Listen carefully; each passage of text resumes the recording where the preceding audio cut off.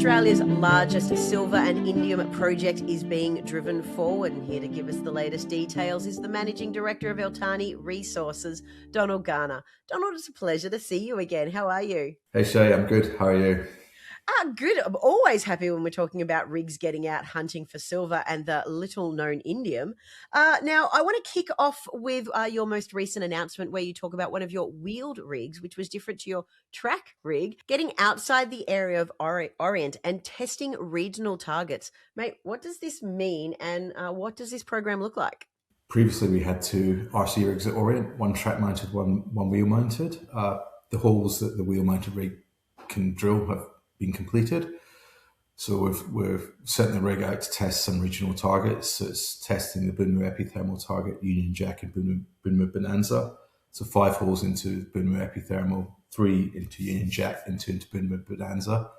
Then the wheel rig will be demobilised. I think it's going back to Phosphate Hill in near the Isa.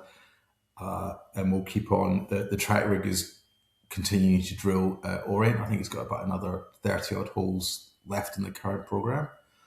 So to date, we've drilled 71 holes at Orient and we've had assay results back for 18 holes.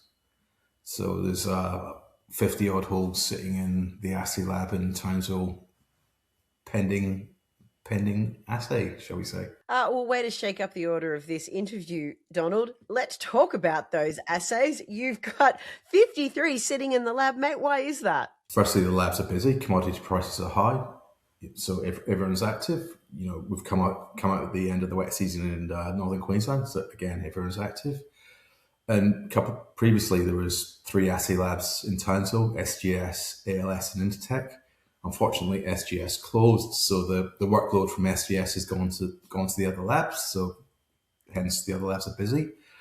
So, you know, what was a 3-4 week turnaround on assays, you know, a month and a half ago is extended to 5-6 week turnaround. So, you know, it is what it is. So there's not much we can do about it. So we just have to keep on going. No, that is good to see the rigs are still going, and I look forward to the deluge of data hopefully coming our way.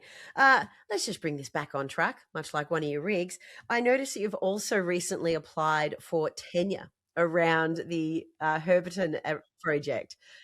So, you know, as part of our ongoing business development activities, we're looking for assets that we can bolt onto Orient. So theoretically, we build a processing plant at Orient. We have satellite deposits that feed into the Orient plant. So as part of that, we continually review when ground comes up, ground becomes available. So we've just done three further applications around the Orient area, and you know the application process was competitive, but we've been ranked first by the Queensland government for these applications. So it means when the applications go through, we will get the ground. And I think the one where we really like the most is there's this area called Dry Creek that sits just to the north of Orient, and it's contiguous with one of our tenements, 27731. It picks up some of the Boonmoo Sag Caldera margin area, which is highly prospective. Plus, there's a historical tungsten molybdenum deposit on that ground called Carbonate Creek. This was drilled in the early 1970s by a company called Samadan. We know they drilled 28 percussion holes and 1 deep diamond hole into this deposit. Unfortunately, due to the mists of time, the majority of information has just vanished. You know, it's 50, 60 years old. So we know it's there. We don't have the assay results in a form that we can release to the ASX. So we just have to wait until we get on that ground. But, you know, it's always good to pick up projects nearby that we think can add value to the company. So that's what we've been doing. It certainly is. And listen, Donald, just to bring this interview home, obviously there is a lot of assays in the lab waiting for those results to come out. But is there, aside from results, is there any other sort of near-term activity investors can look forward to hearing about? Oh, look, we're working our way through the metallurgical test work process. We've had some, obviously, Core and Brisbane are doing flotation test work.